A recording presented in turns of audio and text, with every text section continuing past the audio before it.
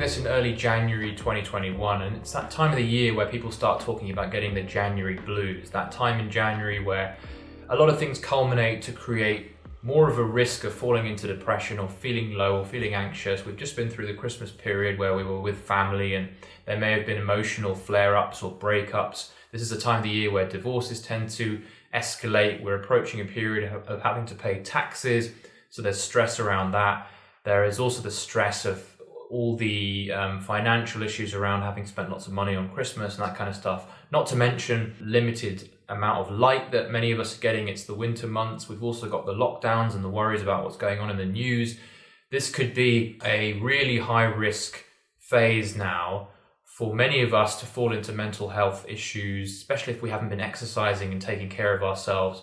And so I wanted to speak through that. Now I know that this isn't going to be the same experience for everyone, but and we're obviously at risk of falling into negative thought patterns and unhelpful mental health problems throughout the entire year. But this is a particularly interesting period because you could say things are a little bit more difficult at this time of the year. But I thought it'd be helpful just to go into a couple of the things that are really helpful for me, that keep me from maintaining my composure, maintaining my level of optimism and positivity through these tougher times. And the big one for me is realizing that everything that's going on around us, the stuff we see in the news, the issues with our bank account, the tax bill coming along, the breakup, all of these things that are external to us, these conditions in our lives, do not need to have as profound an impact on our emotional experience, on how we feel, as we think. They are separate to our feelings. And actually, we have to remember that there is a filter happening that separates what's going on outside of us to how we feel.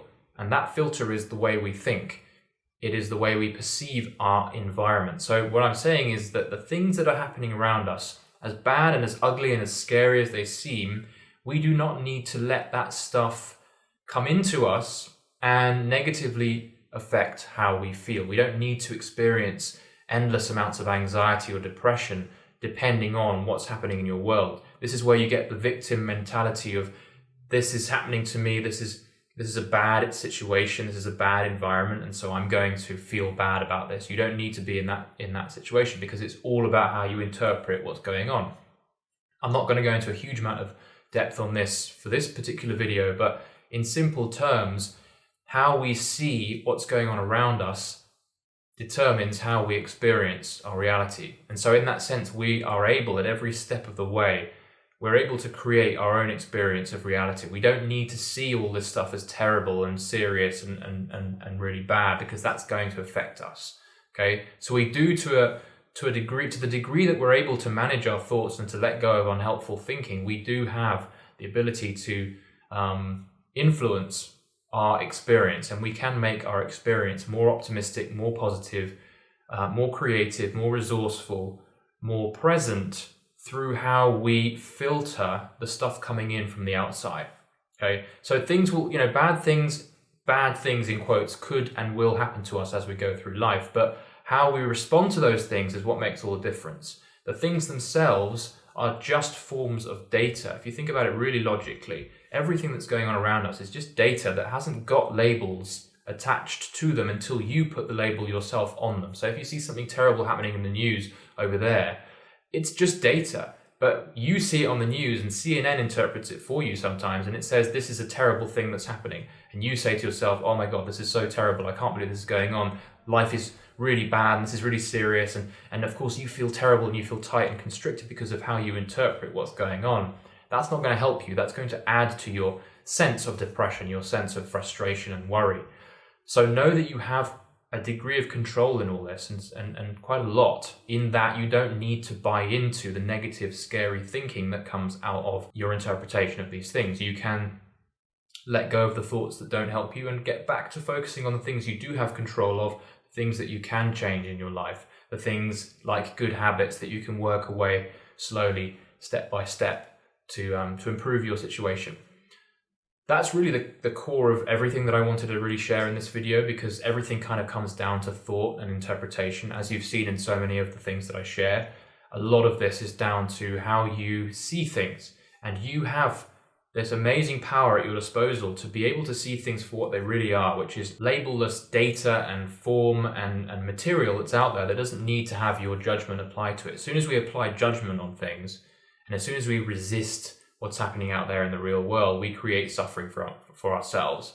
There is a direct link that I've seen through my entire life of whenever I've put judgment on anything, whenever I've said, oh no, that's bad, I always feel terrible as a result.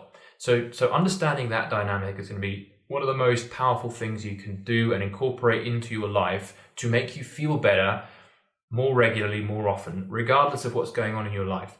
And the more of that way of living you can enact, you can incorporate, the more present you are, the fewer problems you're going to bring into your life anyway. So if you're more present and more conscious, you're going to be taking better decisions, more informed decisions, more resourceful, creative decisions in your life, which is going to make life easier on top of everything else.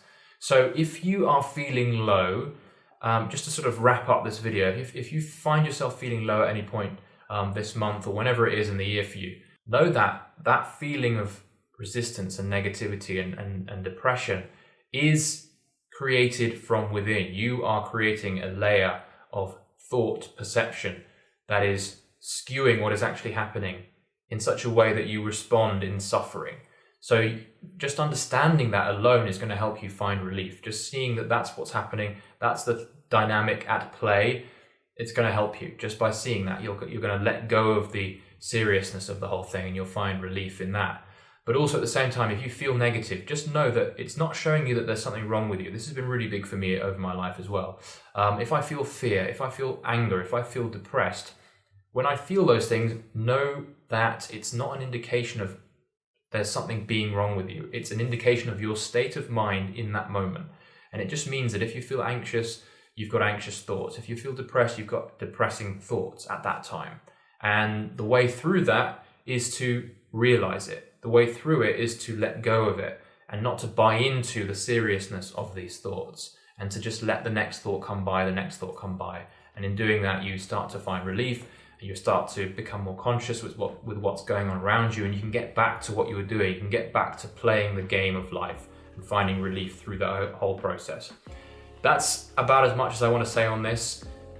Stay well, stay focused, stay conscious. If you've got any questions around this kind of stuff, feel free to email me, DM me, whatever. Make sure you're signed up to my newsletter. alexmathers.net is the website where you can sign up and stay attached to my writing and updates on all this kind of stuff. Most of what I share, as you can see, is around kind of psychology, but I go into other things. Anyway, that's enough for me for today. Good luck with everything, guys, and do subscribe, do like, and I will see you in the next one.